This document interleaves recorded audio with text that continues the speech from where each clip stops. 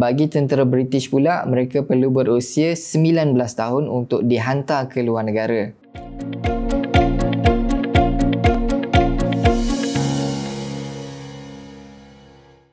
Hai guys, so hari ni aku nak cerita satu benda menarik tentang Perang Dunia Pertama. Korang tahu tak, tentera yang paling muda berkhidmat masa Perang Dunia Pertama berumur 8 tahun. 8 tahun tau, bukan 18 tahun. Nama dia adalah Momcilo Gavrich. Dia adalah seorang tentera Serbia dan pernah terlibat dalam beberapa battle semasa Perang Dunia Pertama. Tapi sebelum tu, bagi sesiapa yang belum lagi subscribe, sila tekan subscribe button, like dan juga share video ni. Okey, masa Perang Dunia Pertama ni meletus, ramai budak-budak bawah umur ni yang nak masuk dalam tentera disebabkan oleh banyak faktor. Antara faktornya adalah semangat patriotik untuk fight untuk negara diorang.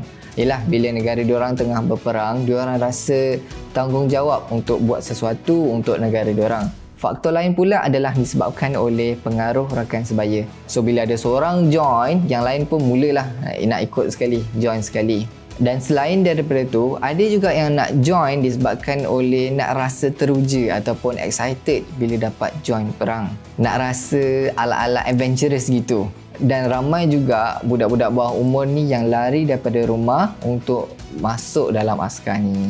Okay, basically bagi kebanyakan negara, umur 18 tahun adalah had minimum untuk jadi seorang tentera. Dan bagi tentera British pula, mereka perlu berusia 19 tahun untuk dihantar ke luar negara. Tapi disebabkan masa ni tak ada sistem sangat yang betul-betul boleh check umur seseorang, dan kebanyakan daripada diorang ni pun tak ada sijil lahir macam yang kita ada sekarang ni. So sebenarnya untuk diorang tipu umur tu sebenarnya senang je. Asalkan diorang lepas minimum tinggi, lepas minimum berat badan, tak kira lah macam mana baby face sekalipun muka diorang, selalunya kebiasaannya diorang akan diterima masuk dalam tentera. Kebanyakan negara ni, walaupun diorang tahu ada tentera-tentera ni adalah bawah umur, tapi disebabkan masa ni adalah zaman perang, diorang kata why not just ambil je diorang ni untuk dijadikan tentera semasa Perang Dunia Pertama ni. Lagipun time tu adalah timing yang sangat-sangat mendesak. British sebagai contohnya, masa awal-awal mula Perang Dunia Pertama meletus, diorang cuma ada 1/3 je tentera compare dengan tentera Jerman.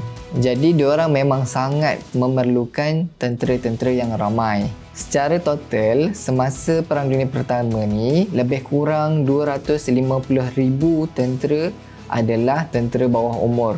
Dan dianggarkan separuh daripada jumlah tersebut sama ada terkorban, cedera ataupun ditawan sebagai tawanan semasa perang.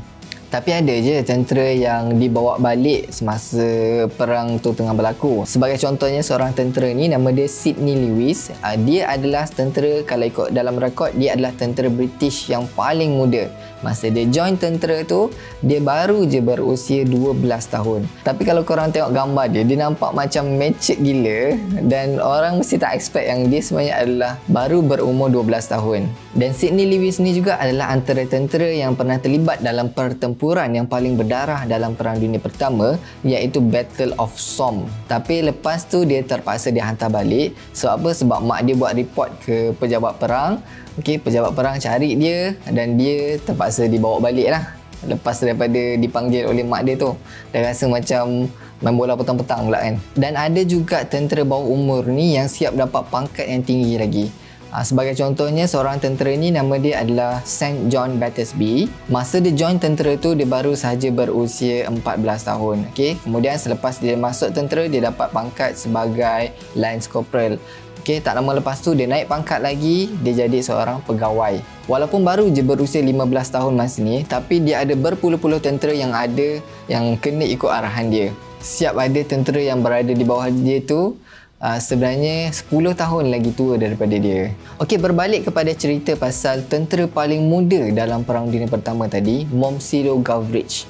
Momcilo Gavrich ni cerita dia lain daripada cerita pasal tentera-tentera bawah umur yang aku mention tadi. Momcilo Gavrić ni berasal daripada sebuah perkampungan kecil di Serbia. Okay, dia ni orang Serbia lah. Masa awal-awal Perang Dunia Pertama tu meletus, tentera Austria-Hungary telah datang menyerang kampung dia, dan serangan tersebut telah mengorbankan ramai ahli keluarga dia lah, termasuklah mak ayah dia dan adik-beradik dia. Tapi Momcilo Gavrić ni terselamat disebabkan dia tak ada kat rumah masa ni. So bila dia balik, dia terkejut tengok keadaan ni. Rumah dia siap hangus kena bakar lagi. Korang kena ingat masa ni dia baru saja berusia 8 tahun. So dia tak ada hala tuju ke mana nak pergi lepas tu. So dia just lari ke bandar yang terdekat, dan masa ni secara kebetulan dia terserempak dengan satu kem tentera Serbia yang ada dekat situ. So pegawai atasan tentera Serbia yang ada dalam kem tu rasa kesian dengan Momcilo Gavrić masa ni, jadi dia setuju untuk biar Momcilo Gavrić ni ada sama-sama dalam kem tersebut, dan dia siap bagi seorang tentera untuk sentiasa tengok-tengokkan Momcilo Gavrić ni ke mana-mana sahaja.